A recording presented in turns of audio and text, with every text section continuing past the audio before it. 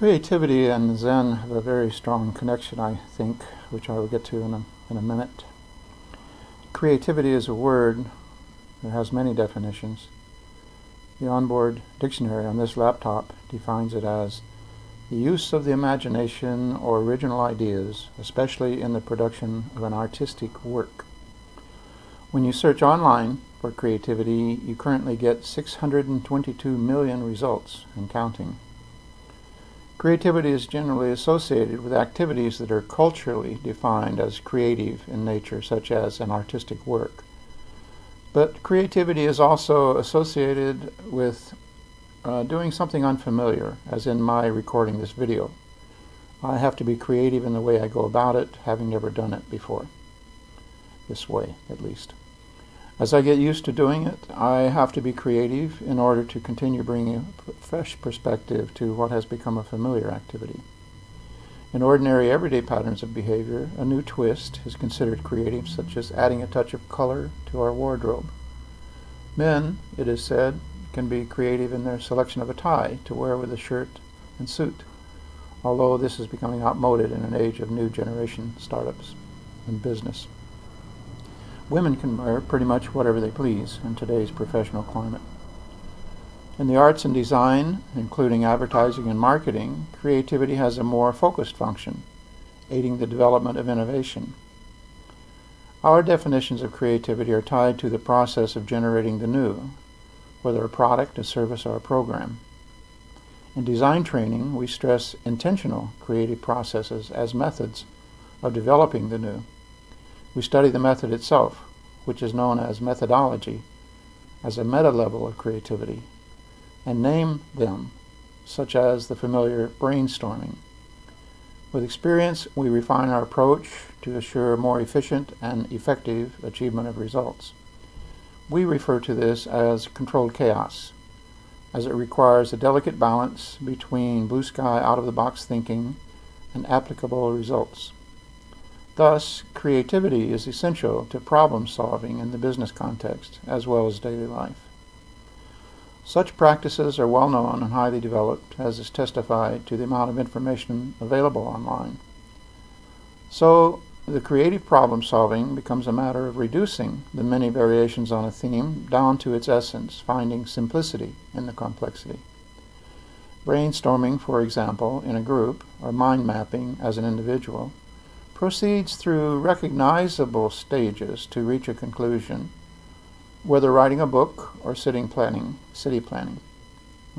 Some basic definitions of creativity come out of this process.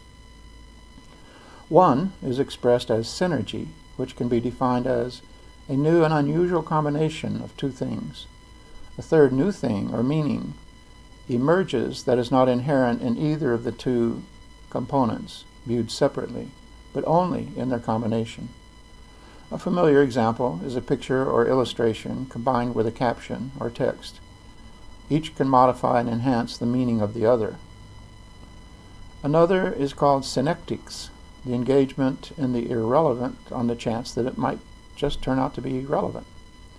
This is the rationale for suspending judgment in brainstorming sessions, or for allowing a focus group to wander off subject from time to time. Another definition of the creative process that I want to introduce here, though, is expressed as making the familiar strange. Its corollary is making the strange familiar, which is one way of defining a marketing program for a new product. This idea is also the most direct connection of creativity to Zen, I think, and the reason I consider Zen meditation to be the central method of creativity. In design school, one of the exercises is to take the most familiar mark you make every day, your signature, and use it as a repeat element in a composition. That is, you simply repeat your signature over and over on a large sheet of paper with a marker that may be a large pen, crayon, or even a rag dipped in ink, for 20 minutes or so. When the time is up, the various studies are pinned to the wall and critiqued as to the creativity that this person or that student came up with in executing the assignment.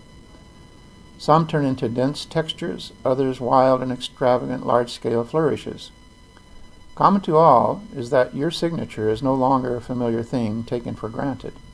It has changed, and your attitude towards your own signature has changed as well. The familiar has become strange. The connection to Zen may be obvious to you, but let me just say that the most familiar thing of all is our own consciousness. Mine may be different from yours and vice versa, but we all have been living with our sensory awareness, eyes, ears, nose, tongue, body, and mind, since early childhood. It has become familiar to us as the self, the sum total of who we are and what we feel and think, etc. In Zen meditation, we simply sit still enough for long enough until our own consciousness begins to change. Like any creative process, this is a form of immersion. But instead of immersing ourselves in engaging paint, stone, words and images, or any other medium, the medium of immersion is awareness itself. Consciousness observes or studies consciousness itself through the medium of consciousness.